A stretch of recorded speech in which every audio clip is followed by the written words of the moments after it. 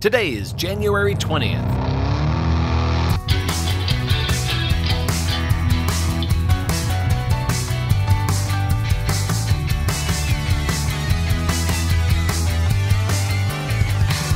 It's the 20th day of the year, and this is the On This Day podcast. And today is Inauguration Day in the United States of America, the day on which the new or returning president is sworn into office to begin their 4-year term. The presidential inauguration is held every 4 years on January 20th, unless it's a Sunday, in which case the ceremony is held on the following Monday, January 21st.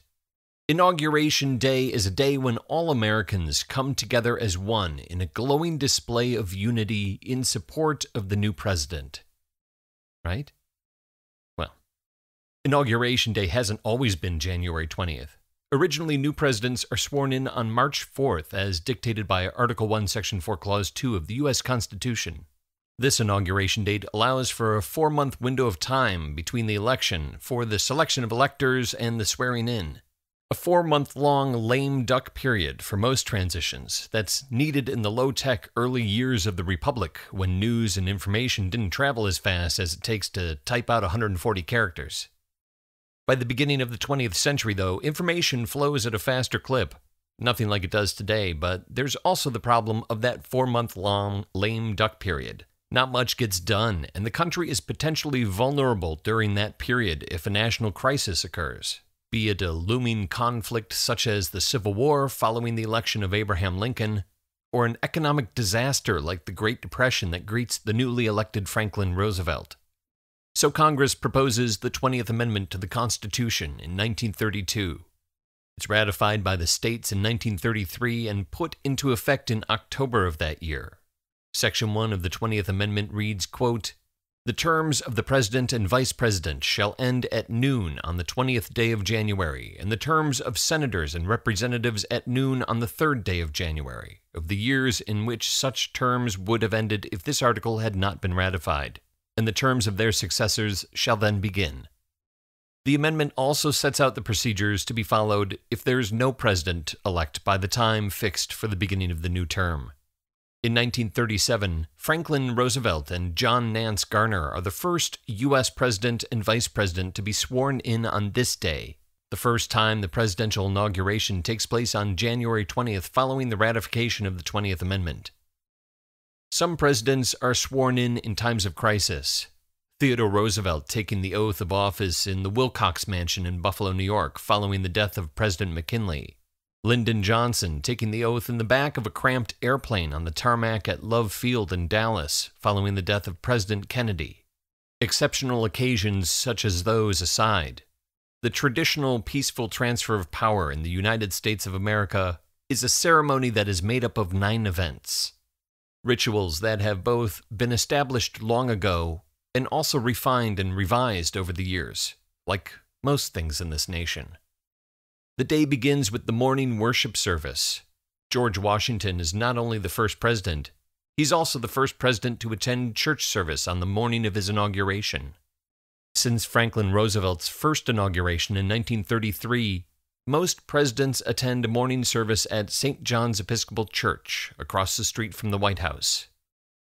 Then, after some pleasantries back at the White House, the president and the president-elect travel together to the Capitol building. The swearing-in ceremonies take place on the west front terrace of the Capitol since 1981. For many years, they take place on the east front, and before that, inside the Capitol, and before that, elsewhere. The vice president is sworn in first, and then at noon on this day, the president-elect takes the oath of office, officially becoming the President of the United States of America, at which point they can lawfully tweet as @POTUS. The newly sworn-in president then delivers the inaugural address in which they set forth their goals for the nation and their new administration, many using lofty prose that resonates to this day. With malice toward none, with charity for all. The only thing we have to fear is fear itself. Ask not what your country can do for you. Ask what you can do for your country. The inaugural address varies in length depending on the president. George Washington's first address is a brief 135 words. whereas William Henry Harrison's inaugural address is nearly 8,500 words. If we learn anything from the past, it behooves the president to err on the side of brevity. After President Harrison delivers his 8,500-word speech in the freezing cold of 1841, he catches pneumonia and dies a month later. After the inaugural address, the outgoing president departs for their new life in the pasture. These days, the new president and their spouse escort the ex-president and their spouse to a waiting chopper, and with the whirl of the helicopter rotors, the ex-president has left the building. Then it's inside to the inaugural luncheon, held in Statuary Hall inside the Capitol building. In 1953, Dwight Eisenhower dines on creamed chicken, baked ham, and potato puffs. And then it's out to the head of the parade, the president and vice president and their spouses driving and walking down Pennsylvania Avenue to the White House, where they then ensconce themselves in a cozy, bulletproof viewing stand to watch several thousand marching bands file past, before heading to the ninth and final event, or events of the day, the inaugural ball. It used to just be one ball, with some satellite charity events occurring on the same evening. In 1953, Dwight Eisenhower had a pair of balls, adding a second event due to the high demand for invitations. John Kennedy had more balls, 5 of them in 1961. The all-time high is the 14 inaugural balls held in 1997 by President Bill Clinton, who had the most balls of any president to date.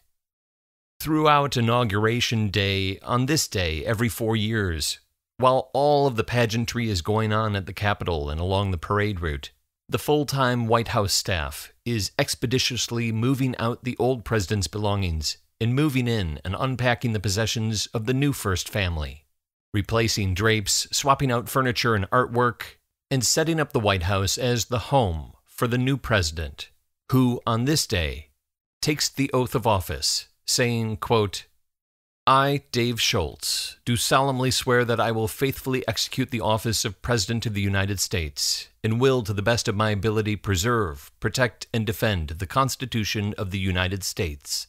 So help me God." Wait, I think that makes me the president now. I proclaim there are 345 days left in the year. On This Day is produced by me, President Dave Schultz. Thank you very much for listening.